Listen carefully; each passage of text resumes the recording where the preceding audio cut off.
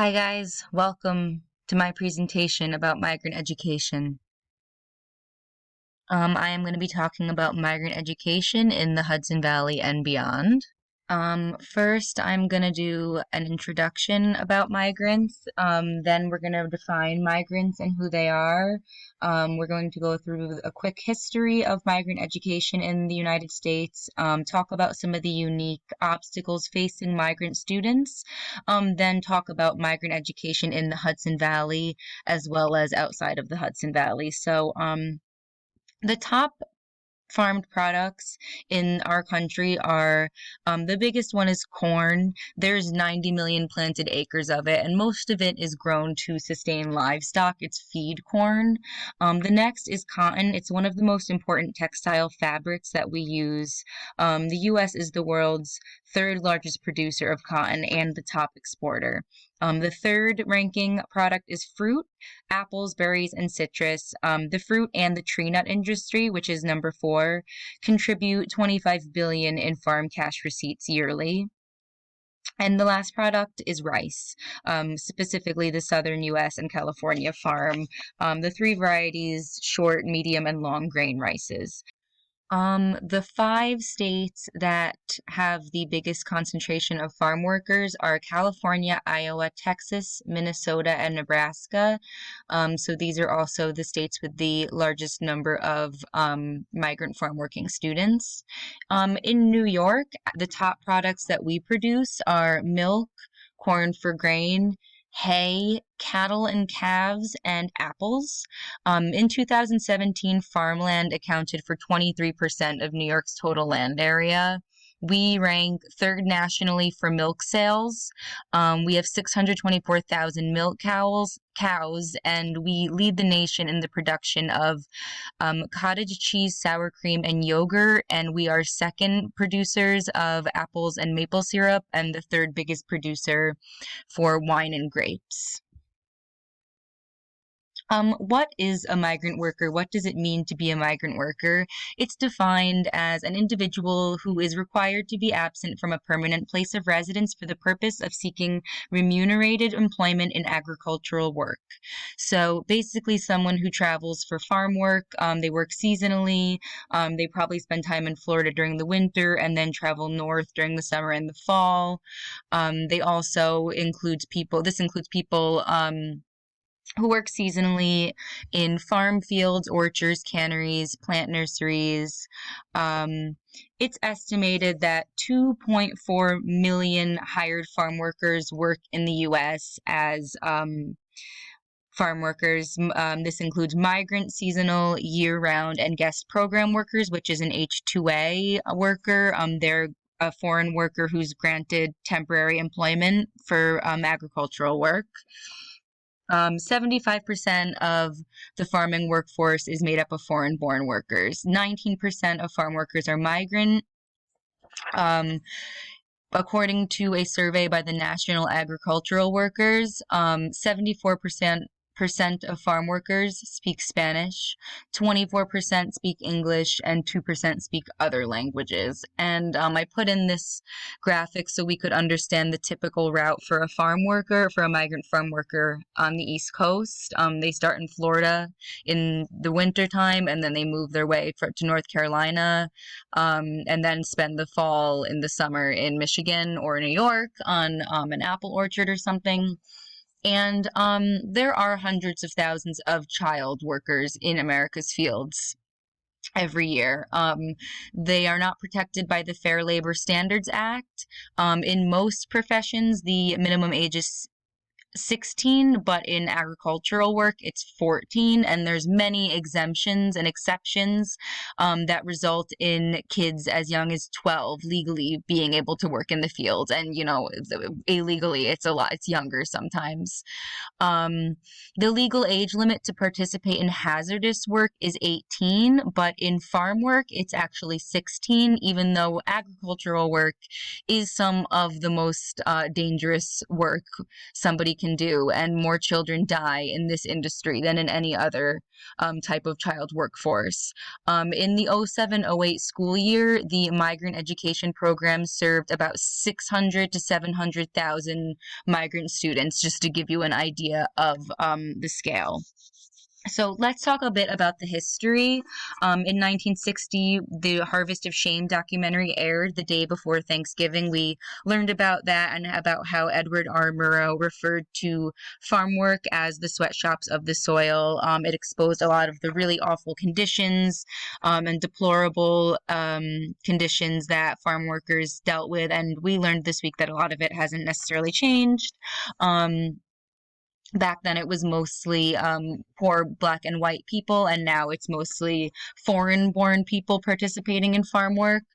As part of President Johnson's Great Society Initiative, the 1965 ESEA Elementary and Secondary Education Act was passed. This act stated that that education is every child's right. It provided funding for education programs for disadvantaged children and led to the 1966 creation of the Migrant Education Program. The Migrant Education Program was most recently reauthorized by No Child Left Behind in 2001. In 1968, the U.S. Department of Education held the first National Migrant Education Program Conference. There's two parts to the Migrant Education Program.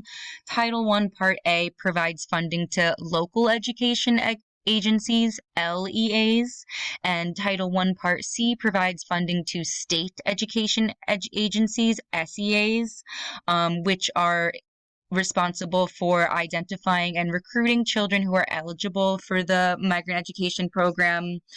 They're responsible for training recruiters who do the identifying and recruiting.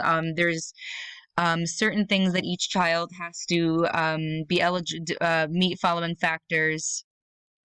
They need to be younger than 22, not have a high school diploma or equivalent. They have to have recently moved across district boundaries. That means the past 36 months they needed to have moved, and their parent had to be moving to pursue seasonal agricultural or other kind of seasonal work. So SEAs are responsible for all of that. And quickly, Plyler versus Doe was a 1975 court case in Texas that guaranteed education to undocumented students.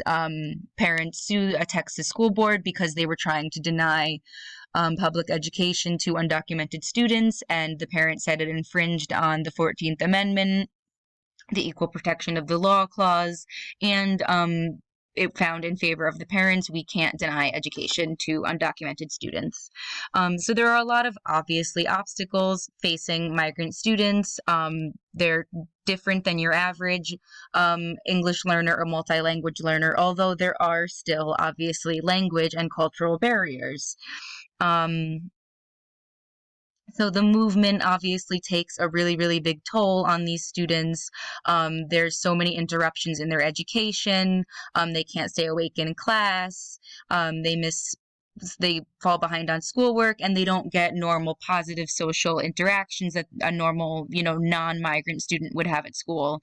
Not to say normal, but a student who doesn't have constant upheavals in their education and social life. Migrant students may attend 3 to 5 different schools per year. And then there's obviously the physical stress. Like I said, there's more injury or death in this industry than any other child labor workforce. The kids are exposed to heat and really extreme work conditions, temperatures of 100 degrees and long work days. Kids are more vulnerable to heat stress than adults, and adults die every year from, sunstroke and heat-related illnesses. Kids are also more susceptible to the pesticides that they use on crops. A 2002 study found that children were 1.7 times more susceptible to pesticide-related illness than adults. And then, like I said, the injury and the death, kids are using tractors and machinery meant for adults. They don't have the proper training. It's really messed up.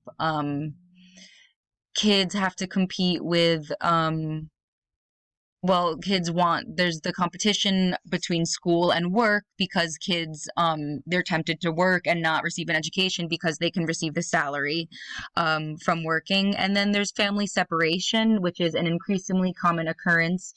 Kids aged 14 to 17 are immigrating alone to the U.S.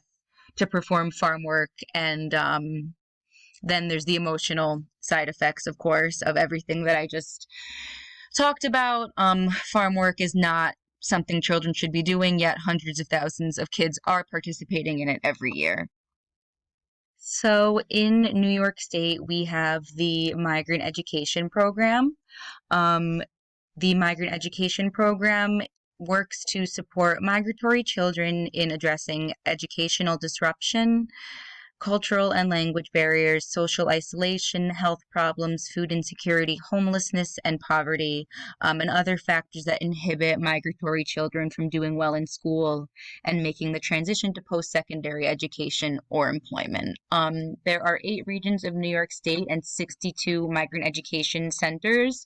The New Paltz, the local one actually operates out of SUNY New Paltz, and it offers services like supplemental in-school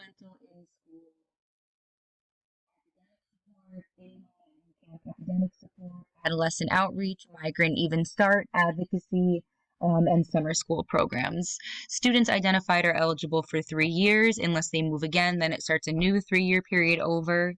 And there's a couple different parts. A comprehensive needs assessment, which is a every 3-year assessment that helps shape the SDP, the state delivery plan, which is basically the plan of how they're going to identify students, the services students are going to get. And then the priority for services students are the ones who are identified of being at risk for failing or failing already. Those students receive very urgent services. Then there's the theory of action of the New York State Migrant Education Plan, which is the 3 interdependent focus areas that have been identified as being essential to supporting migrant children and their families. Outside of New York State, there's a lot of other programs and things that go on to help migrant students. The Migrant Student Record Transfer System was a program that tried to create a database to track students, and it was discontinued in 1995, but they recently reinstated it as the MSIX, or Migrant Student Record Exchange Initiative. This initiative has goals like creating an electronic exchange for the transfer of migrant student education and health data amongst the states, promoting the use of this system so we can keep track of students' records as they move. Then there are other programs like the HEP High School Equivalency Program that was started in 1967. It still serves 7,000 students yearly. The CAMP program, which is the College Assistance Migrant Program, it was established in 1972, and it works with students in their first year of college and helps them with academics, personal issues, and offers financial assistance. There are approximately 2,400 migrant students participating annually. And then there's Seasonal and Migrant Head Start that serves children 6 months to 5 years of age, and it's specific for migrant families because the hours are longer, because farm work hours are longer. Then I read something interesting that I just wanted to include in here. There was an experiment in 2000 with a mobile school. It followed 36 students for 2 years, and those students were reported a significant academic and emotional improvement in those 2 years, but it was unfortunately discontinued. And then there are advocacy groups like Association of Farm Workers Opportunity Programs, where I got a lot of info from, and they work to improve the quality of life for migrant and seasonal farm worker children, and work to end the discrimination against farm workers in the Fair Labor Standards Act.